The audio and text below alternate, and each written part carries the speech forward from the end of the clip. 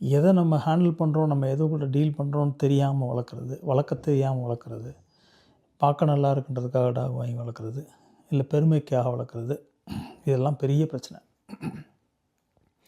நமக்கு என்ன இது முடியுமோ அதுதான் நம்ம செய்ய முடியும். அதனால் டாக் ப்ரீடு வாங்குகிறவங்க ஒரு டாக் ப்ரீடை பற்றி குறைஞ்சபட்சம் அதோடைய குணாதிசயங்கள், அதோடைய வயசு என்ன, அதுக்கு காமனான என்ன பிரச்சனைகள் வரும், அதுக்கு எவ்வளோ எக்ஸசைஸ் தேவைப்படும், எவ்வளோ அதுக்கு ஃபுட்டு கொடுக்க வேண்டியிருக்கும், என்ன காமன் ப்ராப்ளம்ஸ், இதெல்லாம் தெரிஞ்சுக்கிட்டு அப்புறமா டாக் வாங்குங்க. வர்ற வீடியோஸில் நான் அடுத்தது என்னோடய டாக் பிளாக் ரஷ்யன் டெரியர் இவனை பற்றின ஒரு ப்ரீடு இன்ஃபர்மேஷன். இது வந்து ரொம்ப ரேரான ப்ரீடு.